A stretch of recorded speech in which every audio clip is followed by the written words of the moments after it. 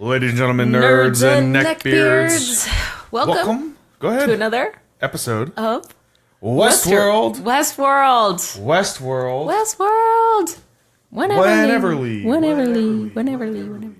Hi, Dave. Hi, Tana. Hey, buddy. Cheers to you. Cheers to me. Oh, man. Can you tell us what we're drinking tonight? So, for those of you wondering, I just want it to be known that I have never made a drink that Tana has been disgusted by.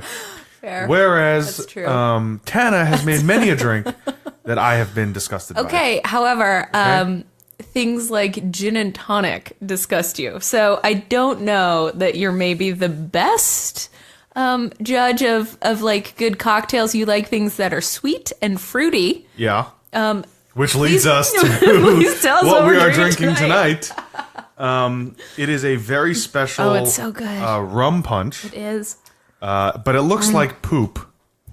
It is brown. It is actually brown. And I attribute that to the blue Curacao. Blue Curacao. Which, for those of you who have been listening to us for any period of time, should know that we have about 5 gallons of it in my house. All honesty, I forgot the blue Curacao existed, and then you mentioned it today, and I practically did a backflip. So what we're drinking is freshly muddled or smashed pineapple. Florida pineapple. Freshly Mixed cut with some orange juice.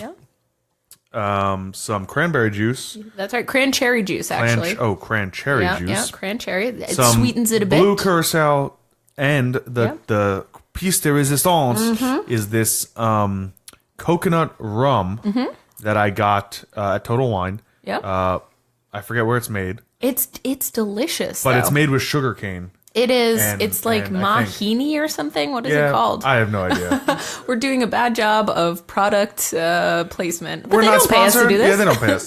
So If you it's want us it to comes in sell like your this. coconut rum, send us some of your coconut rum. Right, exactly. It comes in this pink bottle. It's delicious. It Fantastic. is quite good. I had never seen the bottle before, and it's not like, It's not like Malibu. Yeah. It's nothing like that. It was like so a good. special import. There's so- like a creaminess to it almost. Yeah. And Lauren was saying that you can just drink it on the rocks, and it's delicious. Yeah, you can drink it on the rocks, and it's pretty damn Man. good. And then we garnished it with a maraschino cherry. Yep, and some fresh pineapple. Fresh pineapple, yep. Yeah. And it's so good, man. It's fantastic. I'm still jealous that your fridge makes crushed ice. I feel like I'm living in the dark ages. Anyway, what are we talking about today, David? Today we're talking about episodes 8 and 9 of Westworld Season 1, which are, of course, called Trace Decay. And... We'll get to the other one later because I don't. The Well-Tempered Clavier. Which, by the way, my Yeah? drink is called the Well-Tempered Curacao. Oh, shit! All right. I love it. The Well-Tempered Curacao, but it's not made with well liquor, so I don't want anybody to get confused out there. That's true. It's made with pretty good Yeah, liquor. this is good, man. Starting us off, do you know what Trace Decay means, Dave? Do you know what it is? So for me, being an engineer and diagnosing these words, to me, it sounds like something that you're leaving a trace of is being pulled away and destroyed. Yeah. Kind of like a Half-Life. The element just kind of decays on its own and goes away. And that's how I dissect this. I think you know? that's pretty good. Also be That's like, pretty close. It could also be like the trace of a circuit board. Oh, yeah. Which will over time decay if it's used too much. Well, so really? Yeah. Okay, well, this could be a fascinating angle because my whole theory about why Trace Decay plays such a role here is Trace Decay is the idea that memory fades over time, that it is the passage of time that sort of breaks down our human meat memory. Oh, well, that makes sense based on what happens in this episode. So. Right? And so we learn. So the idea is that when we learn something new, according to Wikipedia, there's a neurochemical, a memory trace that's created. Yep. And if you think of this memory trace as a pathway, the way that I would think about it, would be like a trail through the forest of your mind. It's true. The more you do something, the bigger that trace gets, which is why the more define the path. Yeah, they say things like it's like riding a bike. Yes. Because back in the day, kids would ride bikes a lot. What are bikes, Grandpa? Yeah, what are these damn bicycles? well, you see, kids, it had 2 wheels, and you pushed it with your feet, and it made you go places. And I played a bicycle once on a video game. And back in my day, you didn't have to wear a helmet, and no one cared, and you could ride them all over town. But nowadays, there's rapists and burglars and people who steal you. This is the earliest we've ever tangented this much, I think. Okay, back on track. Trace bicycle track. Path, yep. The more you walk a path, the more defined it is. The more defined it is. If you don't visit that memory very often, if you try to repress things. Like a path in the woods, if you don't keep walking it kind of overgrows and leaves fall on it. Yeah, so that's how I think about Trace Decay. And the idea in this particular episode is that these robots, right, we see over and over again the flashes that Maeve has and that Dolores has and these schisms and even Teddy will go on to have are defined. They say that they're as clear as the moment they lived them, right? Like they are remembering, they're hardwiring. There's no like meat computer that's decaying over time and aging, right? Like they're not blood sacks, they're perfect machines. And so as they remember it, it's as if it's happening for the first time, right? Like it's a perfect memory. Yeah, and Teddy definitely experienced this episode. Yep. And we see Maeve do it. Yeah. We see Dolores do it. The Teddy one was fascinating. Yes. We open with bring yourself back online, Bernard. So Ford and Bernard are talking to each other. Yep. Where did we leave off last episode? Murder sauce. Murder sauce. Right? Isn't that... The last thing we see is Bernard strangling or actually beating... Head smashing, right? Yeah. Head smashy. It's not head smashy. That's the woodcutter, smashy head guy. Right. But yes, he does smash Teresa's head into the wall. And so we open and he's like hysterical and he is freaking out. And Ford, Ford basically says something along the lines of, bring yourself back online. And then he starts freaking out. That's enough, Bernard. Yep. And then he says, I will make this go away. Yep. If you go back and delete any existence of Teresa. Yeah, and basically, of your interaction with Teresa. Yep. And he's like, but while we're in this moment, we've got an opportunity here, right? You understand yourself as both creator of the machine and the machine itself. So, give me a little insight here. Let's talk. I mean, you find yourself in such a unique position. And Bernard just really isn't having it at all. He's talking about what is the difference between you and me? What is the difference? If pain, I have a clip. If pain is only ever imagined, he's like super freaking out. Here's the whole thing. She's gone. I killed her. What have I done? The guilt you feel, the anguish, the horror, the pain. It's remarkable. A thing of beauty. I'm a killer. My God. My God. God has nothing to do with it. You killed her because I told you to. God has nothing to do with it. You killed her because I told you to. He's acting like God. He is God. What is, okay, can we just break down Ford for a second or try to? He's obviously the God figure, but in every instance, when someone, the man in black or the CEOs or anybody, Bernard, tries to tell him that he is acting the part of God, he rebuffs it. In this, he just says, God has nothing to do with it. You did it because I told you to. Like, you are the God, Ford. That's what this is all about, right? This is his world, and he can do whatever he wants in it. Yeah, I found myself trying to crack the nut, the like... Bust the nut? I was trying to bust the nut with Anthony Hopkins' character. Interesting, okay.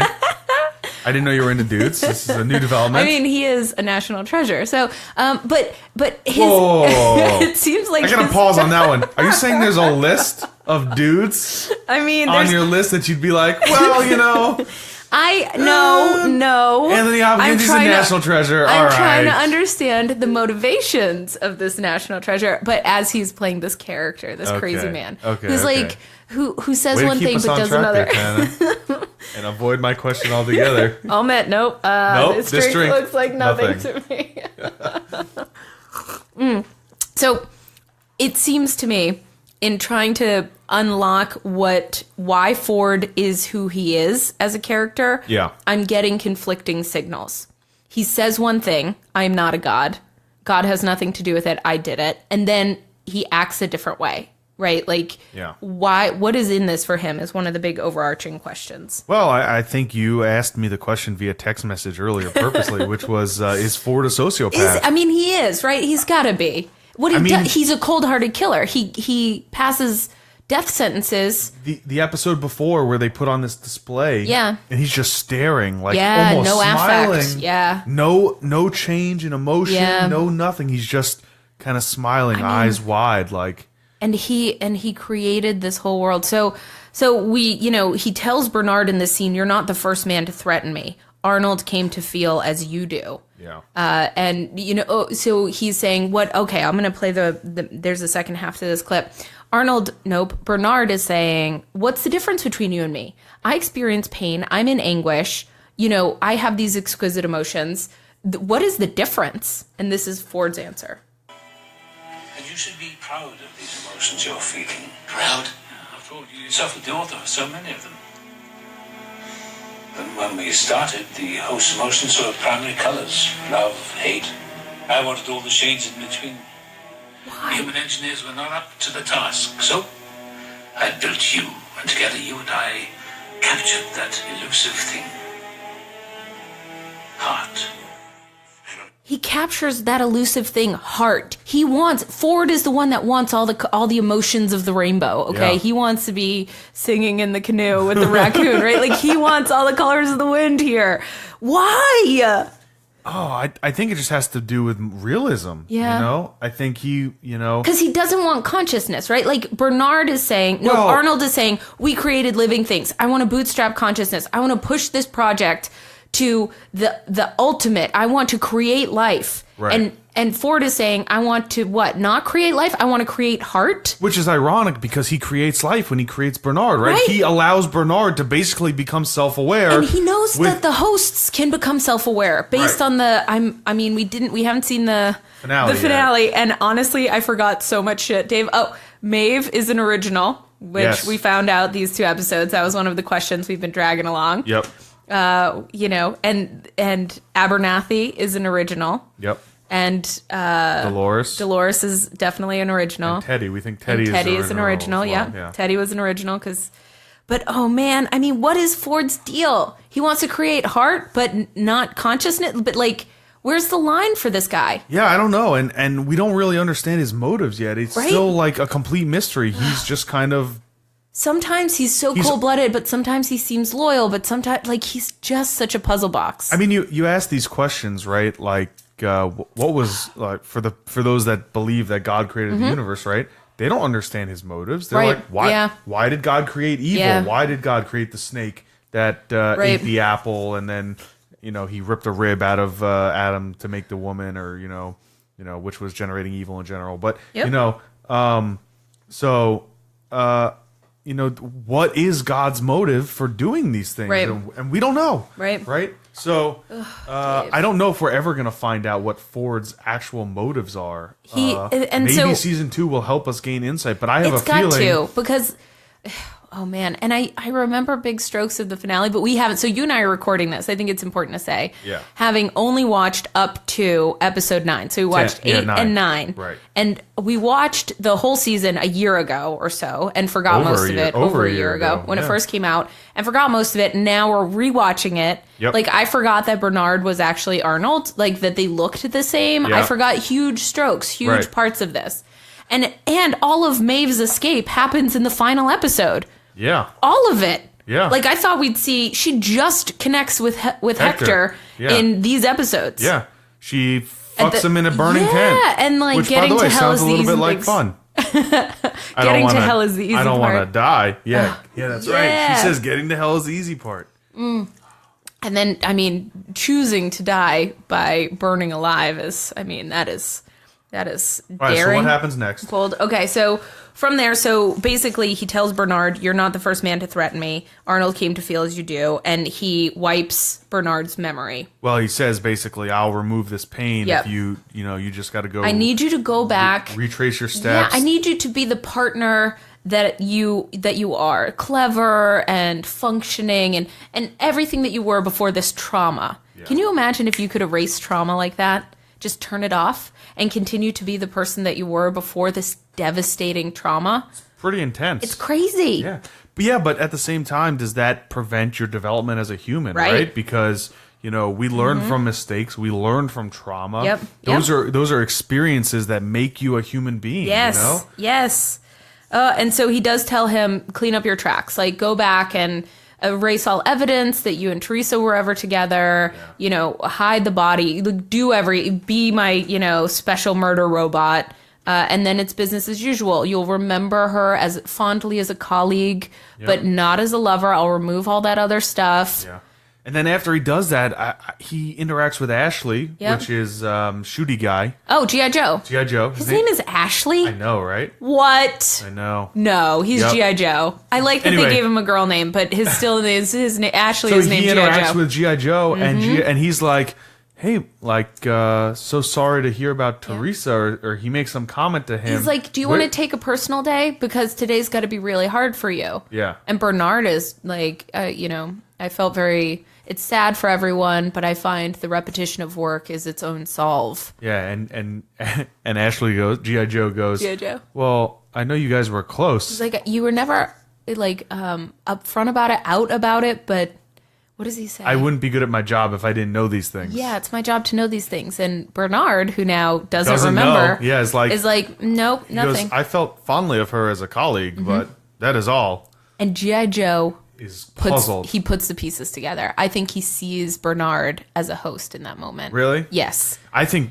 this triggers Bernard a little bit, and he I don't get that from that exchange. Well, I get that a little bit, and then what really tips it over the edge is Maeve, right? Well, Maeve. Yep. 9. Oh man, we're just gonna hopscotch all over the place here. We're doing these as a combined one. We're going for it. Hell yeah! Hell yes, brother. Yeah. And Maeve gets administrative rights, and they say Maeve is having this issue, so Bernard is sent in as behavior to go talk to her, and Maeve can see right through him. Yep. Maeve is like, dear. In this moment, I mean, let's wait till we get to that part. But in that moment, she I'm watching her like a hawk to see if even a little flick of the eyes, if she looks at Bernard sideways, and she does, she cracks like that. And it's just so brilliantly acted front to back. But we do go to Maeve next. They're playing the notes. The songs have changed, Dave. I noticed that too, and I was like, Stump damn Dave. it. Stump Dave. I don't have a clip for it. But do you know what the music is that they play in this first scene with Maeve? Dun, dun, dun, dun, dun. It's not the Law and Order music. It's the only famous song by a band called The Animals. Oh no. They play The House of the Rising Sun.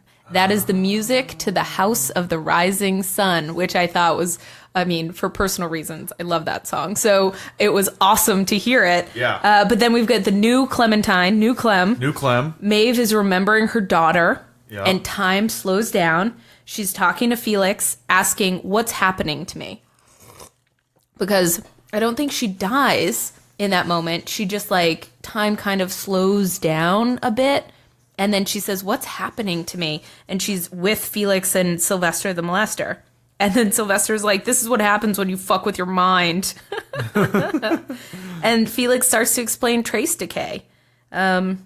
He's like, Maeve, you are experiencing memories that you've had before that have been wiped. But you remember, she's like, but who is this daughter? I can smell her hair. I can still feel her. All of my sensory is there. And he goes, you remember things perfectly. Yeah, you're not like a human where we it changes over time and we don't remember everything. Yeah. You feel, hear, smell everything. Exactly as you experienced it that moment that it happened, right? You can, I don't know, find that file and all of the sensory input, the mechanical sensory input is always going to be the same because you don't decay over time. You're built of shit that doesn't decay, essentially. Or maybe the mind, the bicameral mind that you have or whatever, the thing that reads all of it. And so she's resolved to escape. They tell her she's got a detonation device in her C6 vertebrae. C6 or C7 vertebrae. Yeah. That once she leaves this place, it'll explode. Yep. He says, you'll remove that. Yeah. And Sylvester is just beyond himself here. He's like, you would need an army to escape. Yeah. And she's like, I'll get one. Yeah. No, that's the plan. That's the plan. I'll go recruiting today. Yep. We go from there to Dolores and William. Or he says, she says something like, I know just the guy or something. Yep. And we all immediately know it's Hector. Yeah. Yes, I'll need allies, she says. I love it. You'll need a full rebuild to remove that exploding spine. She's like, we can arrange that. Maybe that's why she burns herself in a pyre. Man, this girl's got guts. She knows that the best way to get... Yep. Melt it all down. They have to give you new ones. They have to give you new ones. Yep. That's right. And maybe they have to give Hector new ones, too. Oh, we'll see. Dolores and William, I'm close to home. I can feel it. William says, oh, and there's dead bodies strewn with Ghost Nation arrows in them on the beach. Confederates, and they run up. And that's right. There's a soldier laying on the ground. Kid, right? A kid, and he says something like, help me water or something. And Dolores goes to the stream to fill up water, and she sees herself lying dead. Yeah, floating in the stream or something. Now, I thought of you with the arrow thing, because you were the one that said, weapons privileges, right? Like you can't have just anybody wielding an axe. This is why the woodcutter was so important. A couple episodes ago, they were locked in a loop. There are like throwing axes and arrows and blunt objects that you could kill human beings with. Yep. You could leave permanent marks with. Yep. Right? Like those. So, maybe that was an indicator that it was of the park, you know, it's a little dangerous out there. And it was 30 years ago, this is young William. So maybe they had to change it over time. Yeah, that's right. Maybe this is where they learn. And they were like, oh, this is a terrible idea. No more arrows. Right. Arrows are a bad idea. Logan sold them out. This was an ambush.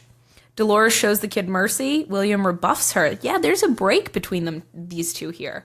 Mm-hmm. Does William kill the boy? I thought about that because she walks away and he stands there, but he comes back and the boy kind of gurgles a little bit and then dies, right? I think he was dead. Dolores comes back to the dead body of the boy because the boy, William, doesn't want to save this kid. He was a traitor. They were, he's here to ambush us. And Dolores is saying, he's a child. He was just following orders. I'm going to go get him more water. She gave him the last of their water. And William's being butthurt about the whole thing.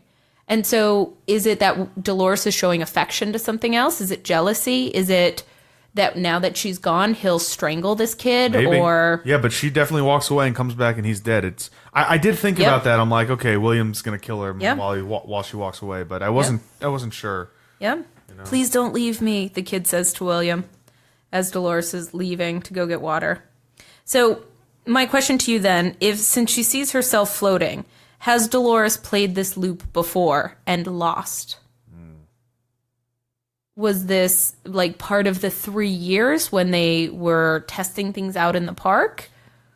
Were they... You're saying, is this actually part of her loop? Yeah, because she sees herself. She keeps seeing herself. She first saw herself when she was tripping at that sex party where William punches Logan and they go their separate ways.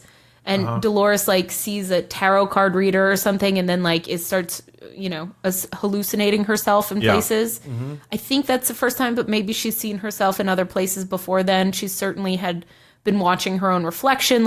From the beginning, there's been this sort of schism with Dolores. But she's face down with arrows in her back, right? She's floating dead and she's looking at her own dead body.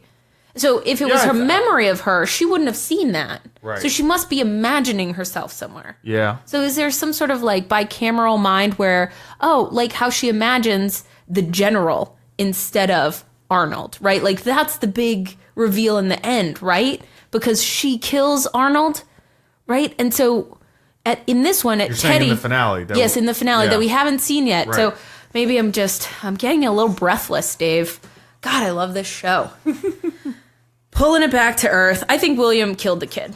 Okay. I think that this is where William I believe it. Goes black hat. This is where he started to go black. Mm-hmm. Well, I think exactly when he turns is a little bit later. Yeah. When Logan. Yep. Oh shit. I mean that's his moment. That's his flip. That's the flip switch. All right? I found your origin story, buddy. That's right. We found your cornerstone. Yes, right? This is your cornerstone. That's your trauma that ties it all together. This drink looks like nothing to me. It's so good. This is delicious. Pineapple rum. Mm-mm. Coconut rum. Coconut rum with pineapple. Pineapple juice, orange juice, some cranberry, and some blue curacao to make it brown. We go from here to... Bringing it around brown. It is very brown. It's actually a little orangey. It's delicious. Yeah, it's like the rust color. It's a rust color. Sure, you're an artist. You can tell me what color it actually is. To me, it's brown. Okay. All right, I'm into that. G.I. Joe shows Ford Teresa's dead body. Found her in the same ravine where we found the woodcutter. The CEO lady is there in the morgue. And this scene is maybe the best dialogue scene of the whole show, right? Yeah. Like, their banter, Ford is playing her, and she knows that he is playing her, and there's nothing she can fucking do about it. Yep. Like, Teresa was trying to transmit data. We found this antenna with her dead body. It seems like she was trying to send data, industrial espionage, out of the park. Yep. Our working theory, Mr. Ford, Dr. Ford, is that she tried to get the data out in the woodcutter, which is why he went off grid. Yep. But when he failed, she did it herself and slipped and fell. Yep. It was an accidental death. And what does he say? This is the dance. I think this is the dance that Ford was talking about doing with the CEOs, with the Delos company. Absolutely. That they enjoyed the sport of it. Yep. Yeah. And he thinks... isn't this the scene where he says... given these transgressions, I think we should reinstate Bernard with full privileges or something along those lines. That's exactly what he says. Yep. And the CEO lady is like, oh, of course. But you're right. You can see it in her eyes that she knows that she's being played because she knows the scheme to get this data out. Yeah. Right? Yeah. And so... QA stands for quality... Quality assurance. Quality assurance. Yeah. How is that park safety? Well, it's QA and park safety. Okay. It's she was the head of that whole division, right? Okay. So she was G.I. Joe's boss. Yes, I think so. And sort of, okay. And he also says this other thing about Clementine. I found the sloppy footprints of someone from QA in Clementine. I examined her myself, said Ford. Yeah, he's talking about sloppy. He's talking about that display that they put on. And this is where he says it was sloppy. Someone in Teresa's department. Yeah. Made the changes to Clementine super sloppy. Obviously, it came from QA. This means I must now restrict the open access that QA had to everything in the park. And G.I. Joe says that'll leave us short-handed. Yep. And he goes, well, most of the park's safety protocols can be automated. I'll see to it myself. Yep. And Teresa's like, motherfucker. Yep. He's got her over a barrel, man. Yeah. Like, this is brilliantly played. Hey. Maybe Britpop wants to put her over a barrel too, but I mean, Ford's got his chance right now. Oh man! So. And this scene with Britpop where he's like working on what he thinks is going to be the bad guy. Oh my god! And that scene's so great because she comes in and goes, "Do you really think Ford would entrust you with a character in his play?" Yes, exactly. He's coming up with a new character, Wyatt, and he's like, "Oh, this is Wyatt," and she's like, "You idiot, you idiot!" And he's like, he's doing this whole like zombie cannibal fetish. And he's like, try saying the word moist, more sensual. Consume my victims. Moist. I like to consume my victims moist. You know the writers had fun with that because moist is such a disgusting fucking word. I don't understand why so many people have problems with it. But people do. They do. They really do. So you know that they put that in there just to fuck with those people. Absolutely. Once more feeling. Yep. And so it's that scene with Britpop where the CEO lady pops in, tells him he's a chump and that this is busy work, but also tells us that Ford has resurrected some old town. Yeah. Escalante. Yeah. And so then CEO lady gives him a new job. Yep. But let me see. Let me make sure that we're at that spot. I think we are. G.I. Joe, that'll leave us short-handed. Most of the park safety protocol can be automated. CEO says, how convenient. How convenient. I'll see to it myself. With Bernard's help, of course. We can do it. He will be reinstated now that Teresa's manipulations have come to light. And then the CEO says, of course he will, with my apologies. And he looks right at her, and Ford says, when you find a cancer in an organization, you must cut it out. To that end, the expansive access I granted to QA must be rolled back until a new, more principled team can be assembled. Assembled? Do you think he means built? Oh, shit! Do you think he's building a new team? I didn't even think of that. Yeah, but oh man, he wants them to run themselves. Is that going to be his end game? Maybe. Ford, what are your motivations, man? She said. He likes this dance with Delvos. He loves it. And so he gets his, his number 2 dude back, shows the board what's up, that he's in control of everything. Yep. Dead Teresa's the mole. G.I. Joe's got too much work to do, so he's not going to be looking down his nose at what, too closely at what Ford and Bernard are doing. Yep. Jeez. We have to jump over to Maeve and Felix and Sylvester. Something's up. There's an accident in the park. We're fucked. The brass is all over here. Oh, did they find out about us? Nope. No. Something else is going on. He's like, if they did, would we be here right now? And they're talking to her, and Maeve is still... what accident are they talking about? The Teresa. I think they're talking about having found Teresa's body. This is the scene right after they have her body. And then Maeve is like, get me up to behavior. I need to be unlocked. I need you to superpower me or whatever. Yeah. So I can become someone else's problem. Then Man in Black and Teddy. Teddy is remembering being a loser. This is when Teddy has his schismatic This is break. when he starts to schism, because he remembers that the Man in Black is dragging Dolores off. And it may not be this exact scene with Teddy, but maybe a little bit later. But he punches. He knocks the Man in Black out and ties him up. Yep. And what's interesting is they find the girl. Yep. Right? And so who is this girl? Do we know this damsel? Yes, this girl. Who is this damsel? Man in Black recognizes this girl. He says to her, I haven't seen you in a while. She's the girl that welcomes young William. She's a host that greets many. Is she? She is the girl. No. She 100% is the girl that greets on the train? many guests. One that's off the train. The one that gives him the bespoke suit and asks him if she can, puts his hand on her lower back. Ma'am. You think that's the same person? It's the same person, 100%. All right, listeners, is it the same person? It's the same person. I'm going to bet it's not. What are we betting? Oh, shit. Burrito? A euro? What are we doing? Let's go. You're that certain it's the same chick. I am. I'm not. Ask me if I'm positive. Are you positive? I'm HIV positive. That's not. That's foretaste. It's a joke. It's a South Park reference. All right, ladies and gentlemen, nerds and neckbeards. I do not have HIV or AIDS. It's a joke. Oh, David. But I am that positive. That's such a poor taste, my friend. Okay, so dead bodies, crying girl, damsel in distress. It's you. That's what I'm saying. I guess Ford doesn't like to waste a pretty face. That's what I'm saying. He recognizes her. This is the girl that first gives him the first hat when he first enters the park the first time. Really? He goes, "It's you." Yeah, he which does. Also he says triggers, it's you. Which also triggers that we weren't sure if she was a host at the beginning of this.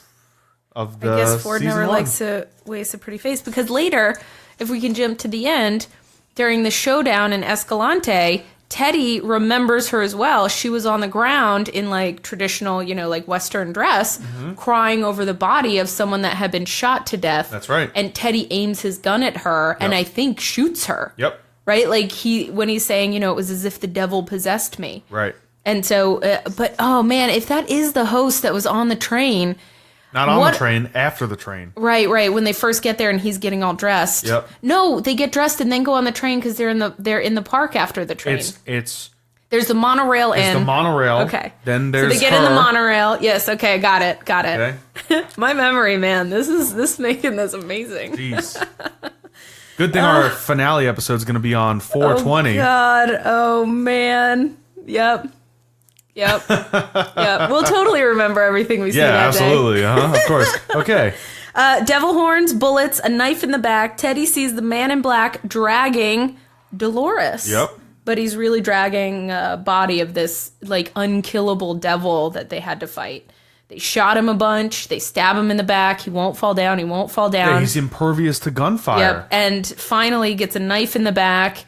The Man in Black starts dragging his horned ass across the dirt, and Teddy flashes back. He has that, what do we call it? Trace decay. The lack of a trace decay. He sees Man in Black dragging Dolores towards the barn, flips out, and knocks out Man in Black. Yep.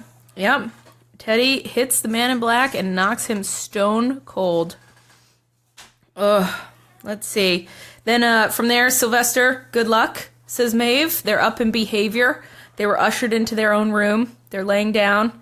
She says, what we have to do next is very complicated. She's only talking to Felix. Yep. It's complicated. I wrote it down for you. Yep. And then he's like, Sylvester has pulled him aside and said, we need to kill her. We're going to take Sylvester her. pulls him aside and says, when you reboot her, you have to shut her down, right? Mm-hmm. When we do that, we're going to fry her. Yep. We'll brick her. Which, honestly, is probably the better option. But Felix sees compassion. Yeah. Felix has he's having a human connection with Maeve, and he can't do it. He sees life. Yep, he sees life. He is I don't know. He said Ford would be very pissed off right now. He would. He yells at so Sylvester says, you and her had some weird interspecies simpatico thing. I just saved your ass and you can't even say thank you. This was the least painful way she's ever gone out. And then he goes, you can't even say thank you. That's when Maeve sits up and says, thank you. Goes, Jesus, fuck! Oh, that was such a good comedy. But, you're expecting her to wake up, but the way that Felix acts about it, you really think that he's on board with Sylvester's plan. Yeah, that absolutely. He's gone along with it, whatever. But then Maeve just takes control of the situation. I love it. She scalpels his neck. Yeah. Doesn't kill him. Scalpels his neck. Yep, gushing blood. Watches him writhe on the floor like a gutted fish. Yeah. He's twitching and she's just no affect, just staring down. And she says to Felix, fix him up, we might need him. Mm-hmm. Hands him some sort of EpiPen cauterizer. It's the cauterizing thing that they used on the... They've used it before? They've used it on the hosts. Okay. Yeah, so we've seen it before. All right. Yeah. Jesus, fuck. We've been tinkering with my core code. She just slices him open. And then Felix is like, you said you wouldn't kill anyone. Oh, darling, you of all people know how duplicitous I am. Oh, Maeve is a fucking stone cold badass. Oh, my God. Come on, we may need him. Ugh, so do you think Ford knows about this? Army. Ford has to know about this, right? He's made the comment, I built every inch of this place. I know everything that's going on. I feel like there has to be a level of fate, right? If what they're doing is this good and bad narrative, this sort of God and devil figure, we've got biblical stuff, we've got mythological stuff. Maeve is the devil? No, I think that Maeve is the human that becomes a god. She is the human that touches the face of God. I see. But in order to do that, I think running through all these kinds of stories are the actions of fate, right? In Game of Thrones, it's all about the things you can't predict, the people, right? Things of fate that just happen. And so Felix is the exact right person. There's no way that Ford can control Felix or know what Felix is going to do or any of the things that, So there has to be an element of chance, I think. It can't all be, predestined. Or else what's the point? Thank you, sir. Fill up your glass with ice. I'm getting some more. Nice. Rum. And I have a question. I'll play a clip, and then this is our Stump Dave question. Please tell me. So we go back. Maeve goes back into the thing, and it starts playing another song. There's so many different songs in this. It's not the House of the Rising Sun. What is it?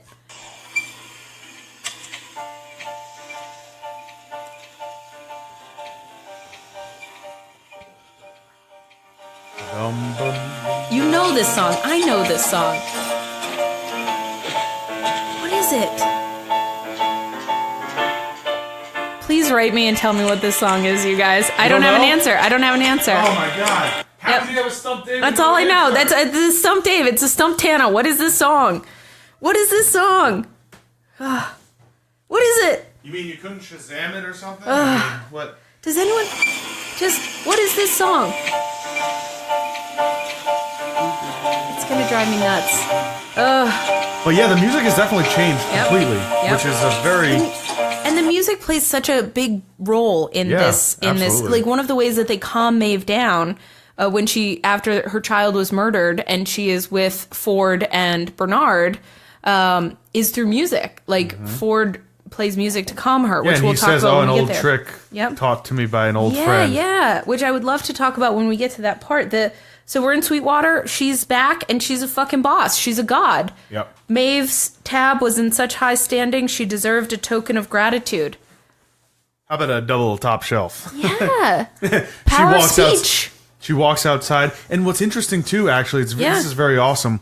She starts narrating things, and they happen, right? She has the power of speech. And we see this same thing happen with Ford. Yeah, well, he's been doing it the whole time, right? Well, yes, but he hasn't... I don't think we see him in this narrator voice. He does everything with no speech. Oh, yeah. And then at the end... Well, he'll say, like, calm down. And he'll say, that's enough, Bernard, or stuff like that. But when he's in the moment with Bernard... Yep. And Bernard is, and this happens in episode 10, so maybe we'll talk about it when we get there, but we're going to talk about it now. Bernard, we're just jumping all over. Thinks he's got the jump on Ford. He gets old Clem, lobotomized Clem, to hold a gun to him, and he's doing all this stuff. And he's like, "You'll do this," and Bernard's like, "Oh," Ford goes, "You know, that was nice, but I prefer a more narrative speech." And he says. Bernard holds the gun to his temple, and pulls the trigger, or something along those lines. When and he walks over to Clem and takes the gun out of her hand, and when Dr. Ford leaves the room, and so he does narrate it, and so what we see for the rest of this eighth episode, is Maeve just having fun being a god. Yes. She can tell anyone to do anything. The sheriffs thought the gunslingers were fine, upstanding citizens and walked away. Yeah. Christian citizens. He nods, he tips his hat and walks away, and Snake Lady's just like... Rattlesnake face. All right, I guess I shoot him in the back now. And then, like, the two sheriffs... The deputies drew their guns on each other and shot her. Oh, and so she's at least having a good time being a god, but now she's got this superpower. She can command people to do whatever she wants. Yeah. And then later she decides that she's not going to use that power. She's going to let them make their own choices. Like Hector, she makes Hector make his own choice. She gives him the combination to the safe and says, or has told him ahead of time. She says, I could make you come with me. I can make you follow me, but that's not how I want to do this. That's their way, not my way. Right. And so, like, she's taking a moral high ground. She's acting with integrity and honor, and like she's making herself morally superior to her creators. Yeah. Even though she has the power to get whatever she wants. But it is nice to see her have fun with it, and that is a sort of fun scene. We flash back to the daughter, the man in black, the shotgun, and sliding down the wall, screaming, run. So Maeve cracks, right? Like that firefight is happening. She slices the new girl's throat wide open. Mm-hmm. Blood splatters everywhere. That's the incident that's happening in the park. Is it? Yeah. You think that's the one that's happening? No, because... Yeah, because doesn't... No, yeah, man. Because then she was already downstairs for that. But yeah, so... she slices the woman's throat wide open and then makes mayhem so she can run away like everyone else, Right. So she like cuts the throat open and then tells somebody. But they bring her out, don't they? They grab her out and she's sitting. This is when she's sitting with Bernard. Yep. And Bernard's like, "Why did you cut her throat?" And she says, "I perceived a threat to a guest." Yep.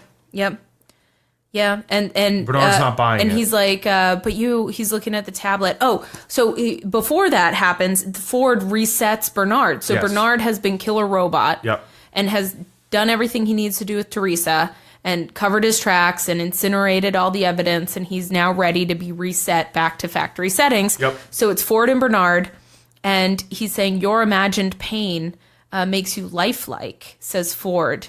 And Bernard's like, lifelike? But not alive. If pain is only ever imagined, then what is the difference between you and me? If you experience pain, you're alive. If I experience pain, I'm lifelike? What's the difference? And they start talking about Arnold again. Yeah. And he's like, Arnold thought the same thing. This is when Ford tells us who he is, and all it does is confuse me. You got a clip? I do. I have a clip. Not alive. Pain only exists in the mind. It's always imagined. So what's the difference between my pain and yours? Between you and me? This was the very question that consumed Arnold, filled him with guilt, eventually drove him mad. The answer always seemed obvious to me.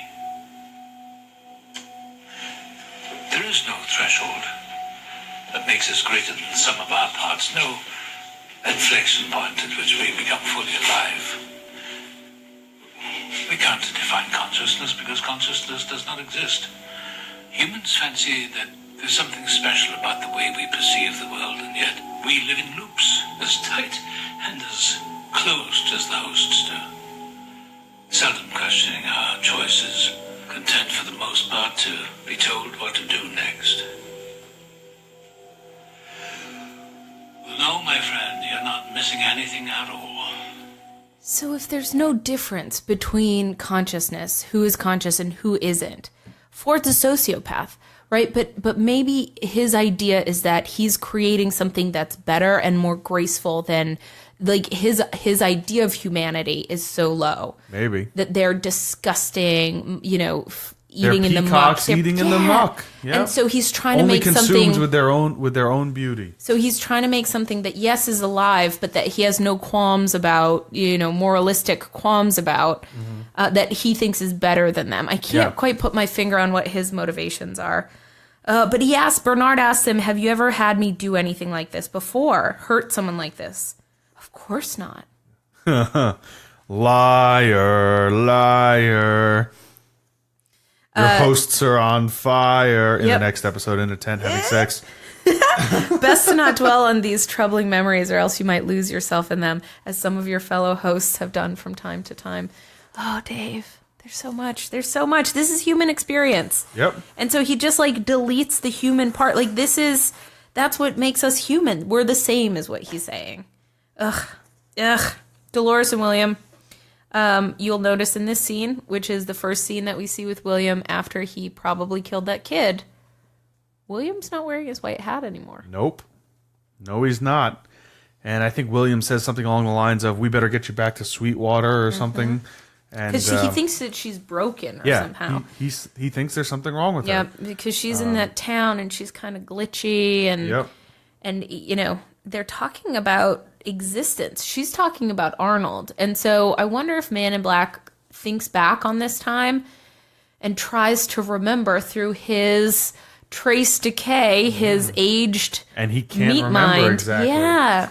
And so he's chasing the ghost of Arnold, but way, way, way back, right after she had killed him probably, she's experiencing this schism of awakening. Yeah. And William doesn't realize what it is because it's his first time at the park and he's never had an experience like this and.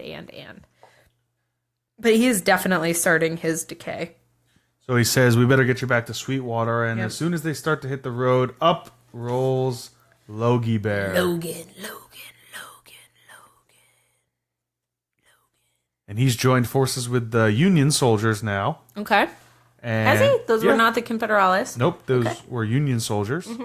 And he says, ooh, you boys are in trouble. I have, let's see. I have so many notes, Dave. Read them to me. All right. Well, so when Dolores is freaking out, she goes to this town and it's empty. And William is next to her, but she's remembering when it was full of people. Yep. And full of staff members training hosts. Yes. Dancing with them. Yes. Making them seem more human-like. Yeah, and they play that waltz. They play the song, and the people sort of dance in the street too. That Elizo's kid, Lawrence's little kid, the Rattlesnake Riddler kid, says right to her, "Did you find what you were looking for, Dolores?" And then she schisms again and hears gunshots. She kind of is flipping in the scene between her blue dress and her pants and, striped shirt outfit. So there's cowboy suit. Yeah, there's gunshots, there's screams. The piano player is playing that waltz, which is actually the name of that music I know because Ford uses that same music to calm down Maeve later in the episode or in the next episode. And you can see his tablet and he says, I learned this old trick from an old friend or something, probably Arnold. And it's Reverie by a composer called Debussy or Debussy, I don't know. The Boys. Yeah. And so, but it is that Reverie, music. huh? Yeah. It's called, and so that's why I think he calls it, the Reveries. Let me see if I can pull this up. Debussy Reverie. And play you a little bit. Like, this is the song that they play everywhere all the time.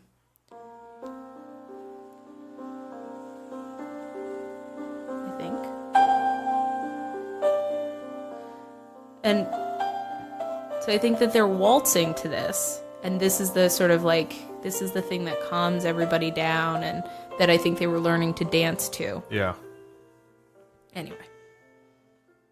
And his music, he called it Reverie. He sort of ushered in this trance-like... state. Yeah, this dreamlike music, you know, where he... anyway, so that's the music that they're playing. And that sort of centers those things. But she has that gun. She sees herself. There's bodies dropping. The piano music is playing. She sees herself with a gun. Yep. And holds the gun up to her own head. So she's seeing herself hold this gun that we've seen her have up to her own head. And then William's right there and he says, "What are you doing?" And he takes the gun away from you. And he's like, "You weren't listening to me. I was calling for you. Let's get you back to Sweetwater." Yeah, something's up. We need to get you closer to Sweetwater. He has no idea what's happening. I mean, it would never happen again for him, right? Right. In that flashback, I'm asking, so the way that the scene is shot, we are over the shoulder of our Dolores, looking at herself, and there's a gunshot, and where the general would be is blocked by Dolores in the forefront's shoulder, and then she holds the gun up to her own head. Are we seeing her memory projection of the time that she killed Arnold? She's getting closer to being able to remember it, but her own self is blocking the image of Arnold. Yeah. Which would make sense because the bicameral mind, who she's hearing is Arnold, was originally set to be the host's inner monologue, themselves talking to themselves, right? And so she's blocking her own view because she's not quite ready to see it, but then she wants to see it, and then William snaps her out of it, and she says, "Am I going mad? Are you real? Of course I'm real." Yeah. And, you know, like, she doesn't... And so he's like, "Okay, this robot is broken. I need to get her back to the town." And she says, "But this is what Arnold wants. He wants me to remember." And William takes her away from there, saying, "Whoever Arnold is, he's not here right now. I am. Yeah. Let's get out of here." And they run, and then it's dark, and then Logan sees them on the road. And but... Man, she's right up to the edge. She got right up to the edge. And this would have happened right after she killed Arnold. Or like, you know, she kills Arnold, whatever happens, which we'll find out in the next one maybe. Yeah. And then the park reopens and there's people there who are investors and like that. But it's not 30, 40 years ago. It's right now. It just happened. Yeah. Oh, this is what Arnold wants. He wants me to remember. And then I'm imagining that last scene where Arnold touches Dolores's face. Do you remember this? And they're sitting in the chairs. Oh. Right? You're talking about the finale. I'm talking about I think it's episode 9, the next episode. When she goes into the basement of the church. Yeah. She takes the elevator. That beta station. Yeah. Or but like, whatever. so, man, it's so good, Dave. Oh, it's so good. Murder Basement, Britpop, CEO. Talk to me. They go down. What are they doing down there? I don't know what they're doing down there. Britpop? Yeah. I can't remember the scene. I don't know why. CEO lady? They go and have their horror movie. Everything's wet and dripping, and there's the host standing naked around. Yeah, they need to go find a host to smuggle some data out or something along those lines. Right. They're saying, we just need one to be a mule or something. Yep. And who do they pick? they pick Abernathy. Oh, why do they need one? Do you remember? I think they're trying to get data out. Mm-hmm. Yeah. And so why can't they smuggle data out? Why do they need a host? They want to use the memory in the brain to store all the data because, you know, one flash drive is not going to have all the data. Right. They can store it. So these guys have a ton of memory space, and so we just need to mule him out.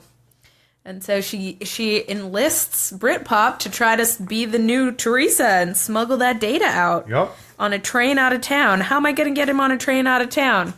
You're the writer. You figure it out. Yep. She walks away. And then that's this, right after this, the murder basement, is when we have G.I. Joe and Bernard having the honestly, I barely knew her conversation about Teresa. Yep. Oh, man. We go from there to the Teddy and New Clementine and the Man in Black, who are now prisoners. And this is where we find out. So New Clementine was the OG, the host. What are we going to call her? Let's call her the... Blondie? Blondie. Okay. Hot blonde. Hot blonde. Hot blonde. The 2. Where we're going, she's only a 2.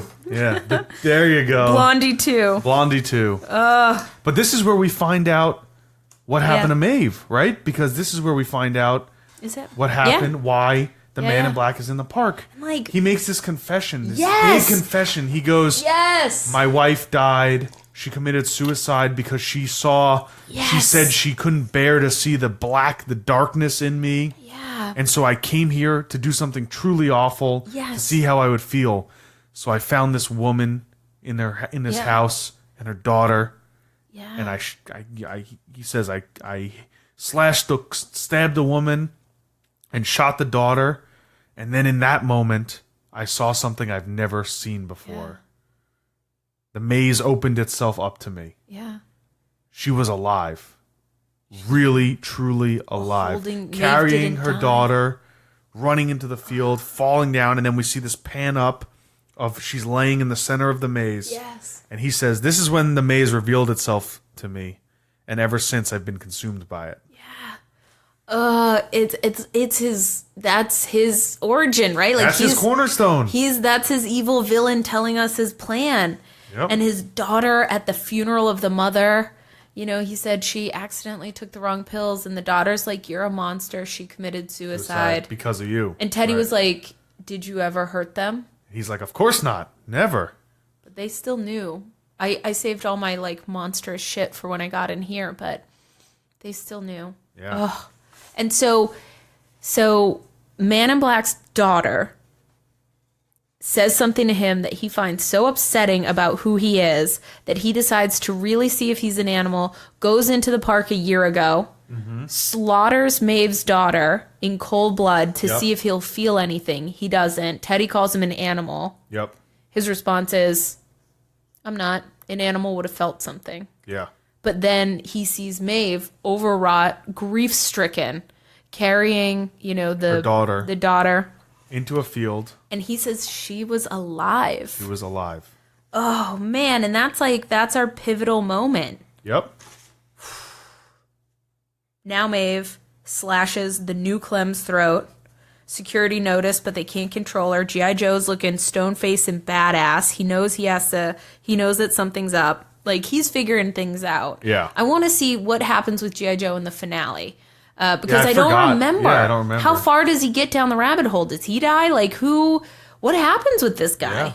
Because he's putting the pieces together. I think he knows that Bernard is a host. And I think he knows that some shit is afoot. Shit's about to go down. They flash back to Maeve screaming, my baby. She's covered in blood. It's Bernard and Ford entering the room.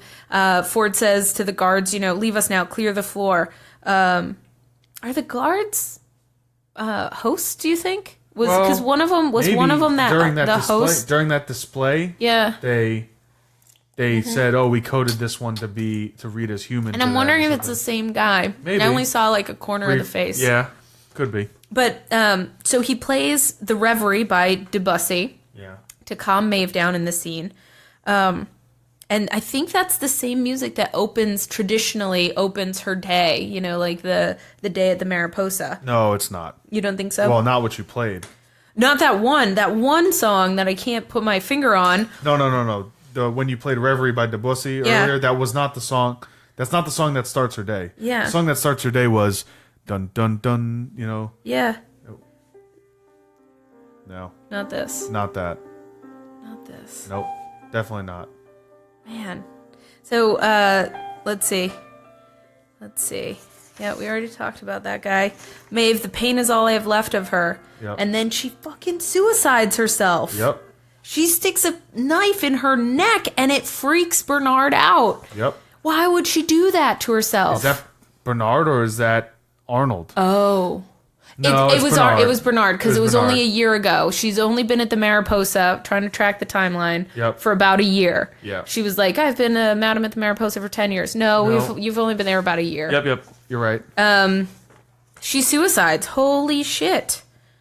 Teddy, what? Bernard. Yep, Why and would Blondie she do that? too. Yep. Teddy can't kill the Man in Black, and then